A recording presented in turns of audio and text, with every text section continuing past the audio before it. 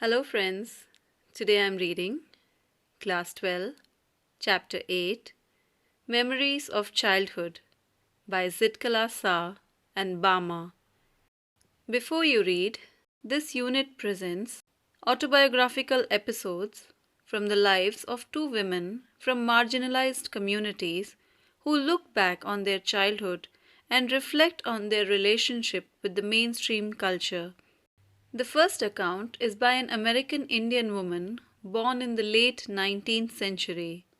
The second is by a contemporary Tamil Dalit writer, Gertrude Simmons Bonin, born in 1876, was an extraordinarily talented and educated Native American woman who struggled and triumphed in a time when severe prejudice prevailed towards Native American culture and women. As a writer, she adopted the pen name Zitkala Sa and in 1900 began publishing articles criticizing the Carlisle Indian school. Her works criticized dogma, and her life as a Native American woman was dedicated against the evils of oppression. Bama is the pen name of a Tamil Dalit woman from a Roman Catholic family. She has published three main works: an autobiography, Karukku, 1992, a novel, Sangati, 1994, and a collection of short stories, Kisumbukkaran, 1996. The following excerpt has been taken from Karukku. Karukku means palmyra leaves, which, with their serrated edges on both sides, are like double-edged swords. By a felicitous pun, the Tamil word karukku, containing the word karu, embryo or seed, also means freshness, newness. 1. The cutting of my long hair, Zitkala Sa. The first day in the land of apples was a bitter cold one, for the snow still covered the ground and the trees were bare. A large bell rang for breakfast. Its loud metallic voice crashing through the belfry overhead and into our sensitive ears. The annoying clatter of shoes on bare floors gave us no peace. The constant clash of harsh noises with an undercurrent of many voices murmuring an unknown tongue made a bedlam within which I was securely tied. And though my spirit tore itself in struggling for its lost freedom, all was useless. A pale-faced woman with white hair came up after us. We were placed in a line of girls who were marching into the dining room. These were Indian girls in stiff shoes and closely clinging dresses. The small girls wore sleeved aprons and shingled hair. As I walked noiselessly in my soft moccasins, I felt like sinking to the floor, for my blanket had been stripped from my shoulders. I looked hard at the Indian girls, who seemed not to care that they were even more immodestly dressed than I in their tightly fitting clothes. While we marched in, the boys entered at an opposite door. I watched for the three young braves who came in our party. I spied them in the rear ranks, looking as uncomfortable as I felt. A small bell was tapped, and each of the pupils drew a chair from under the table. Supposing this act meant they were to be seated, I pulled out mine and at once slipped into it from one side. But when I turned my head, I saw that I was the only one seated, and all the rest at our table remained standing. Just as I began to rise, looking shyly around to see how chairs were to be used, a second bell was sounded. All were seated at last, and I had to crawl back into my chair again. I heard a man's voice at one end of the hall, and I looked around to see him. But all the others hung their heads over their plates. As I glanced at the long chain of tables, I caught the eye of a pale-faced woman upon me.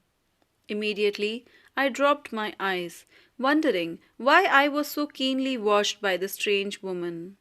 The man ceased his mutterings, and then a third bell was tapped. Everyone picked up his knife and fork and began eating. I began crying instead, for by this time I was afraid to venture anything more. But this eating by formula was not the hardest trial in that first day. Late in the morning, my friend Udovin gave me a terrible warning. Udovin knew a few words of English, and she had overheard the pale-faced woman talk about cutting our long, heavy hair. Our mothers had taught us that only unskilled warriors who were captured had their hair shingled by the enemy. Among our people, short hair was worn by mourners and shingled hair by cowards. We discussed our fate some moments, and when Udovin said, "We have to submit because they are strong," I rebelled. "No, I will not submit. I will struggle first," I answered. I watched my chance, and when no one noticed, I disappeared. I crept up the stairs as quietly as I could in my squeaking shoes. My moccasins had been exchanged for shoes. Along the hall I passed, without knowing whither I was going. Turning aside to an open door, I found a large room with 3 white beds in it. The windows were covered with dark green curtains, which made the room very dim. Thankful that no one was there, I directed my steps towards the corner farthest from the door. On my hands and knees I crawled under the bed and huddled myself in the dark corner. From my hiding place I peered out, shuddering with fear whenever I heard footsteps nearby. Though in the hall loud voices were calling my name, and I knew that even Udovin was searching for me, I did not open my mouth to answer. Then the steps were quickened, and the voices became excited. The sounds came nearer and nearer. Women and girls entered the room. I held my breath and watched them open closet doors and peep behind large trunks. Someone threw up the curtains, and the room was filled with sudden light. What caused them to stoop and look under the bed, I do not know. I remember being dragged out, though I resisted by kicking and scratching wildly. In spite of myself, I was carried downstairs and tied fast in a chair. I cried aloud, shaking my head all the while until I felt the cold blades of the scissors against my neck, and heard them gnaw off one of my thick braids. Then I lost my spirit. Since the day I was taken from my mother, I had suffered extreme indignities. People had stared at me. I had been tossed about in the air like a wooden puppet, and now my long hair was shingled like a coward's. In my anguish, I mourned for my mother, but no one came to comfort me.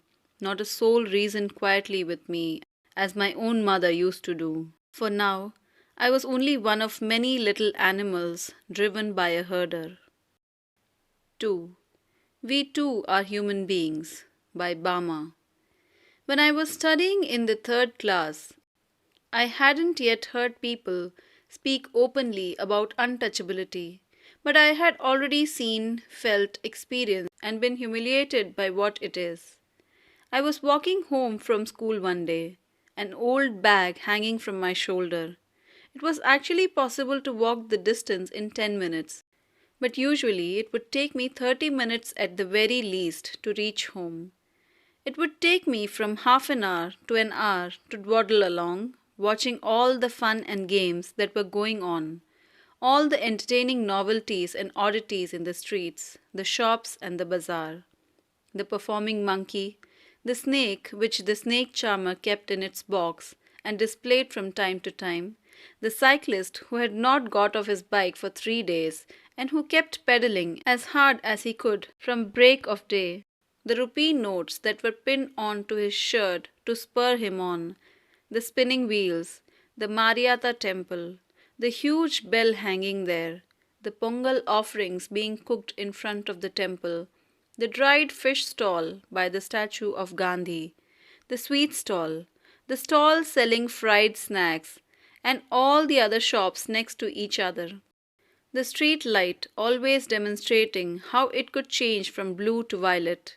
The Narikuravan hunter gypsy with his wild lemur in cages, selling needles, clay beads, and instruments for cleaning out the ears. Oh, I could go on and on. Each thing would pull me to a standstill and not allow me to go any further. At times, people from various political parties would arrive, put up a stage, and harangue us through their mics. Then there might be a street play, or a puppet show, or a no magic, no miracle stunt performance. All these would happen from time to time, but almost certainly there would be some entertainment or other going on. Even otherwise, there were the coffee clubs in the bazaar. The way each waiter cooled the coffee, lifting a tumbler high up and pouring its contents into a tumbler held in his other hand, or the way some people sat in front of the shops chopping up onion, their eyes turned elsewhere so that they would not smart, or the almond tree growing there and its fruits, which was occasionally blown down by the wind. All these sights taken together would tether my legs and stop me from going home. And then, according to the season, there would be mango, cucumber, sugar cane, sweet potato, palm shoots, gram, palm syrup, and palm fruits, guavas, and jackfruit. Every day I would see people selling sweet and savory fried snacks, payasam, halwa, boiled tamarind seeds, and iced lollies. Gazing at all this, one day I came to my street, my bag slung over my shoulder. At the opposite corner, though, a threshing floor had been set up, and the landlord watched the proceedings, seated on a piece of sacking spread over a stone ledge. Our people were hard at work, driving cattle in pairs, round and round, to tread out the grain from the straw. The animals were muzzled so that they wouldn't help themselves to the straw. I stood for a while there, watching the fun. Just then, an elder of our street came along from the direction of the bazaar. The manner in which he was walking along made me want to double up. I wanted to shriek with laughter at the sight of such a big man carrying a small packet in that fashion. I guessed there was something like vade or green banana bhaji in the packet, because the wrapping paper was stained with oil. He came along, holding out the packet by its strings, without touching it. I stood there thinking to myself, if he holds it like that, won't the package come undone and the vades fall out? The elder went straight up to the landlord, bowed low, and extended the packet towards him, cupping the hand that held the string with his other hand. The landlord opened the parcel and began to eat the vades. After I had watched all this, at last I went home. My elder brother was there. I told him the story in all its comic detail. I fell about with laughter at the memory of a big man, and an elder at that, making such a game out of carrying the parcel. But Annan was not amused. Annan told me the man wasn't being funny when he carried the package like that. He said everybody believed that they were upper caste and therefore must not touch us. If they did, they would be polluted. That's why he had to carry the package by its string. When I heard this, I didn't want to laugh any more, and I felt terribly sad. How could they believe that it was disgusting if one of us held that package in his hands?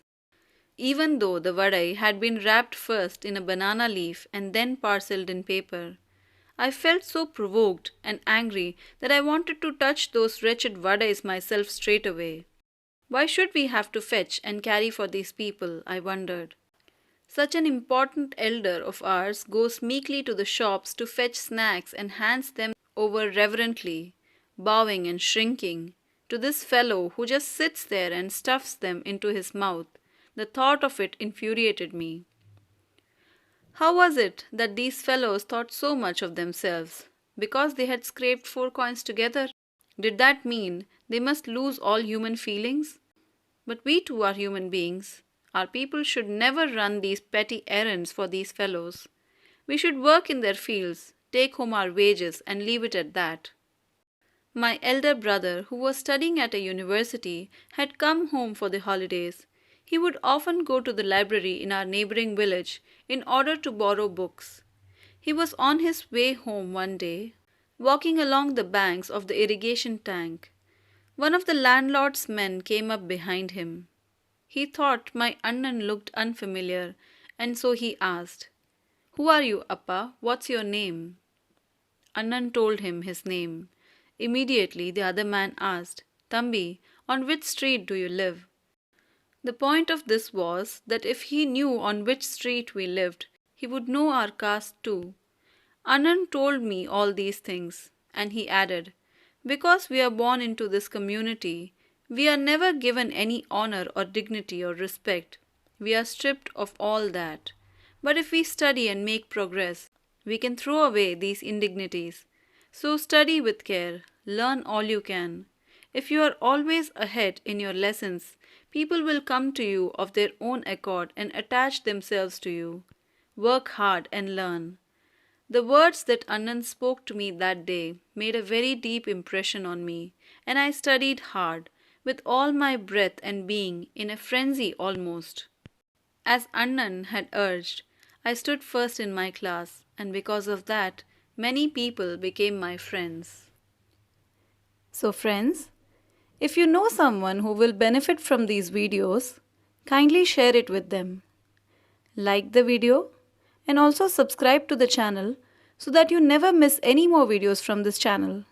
And thanks for listening.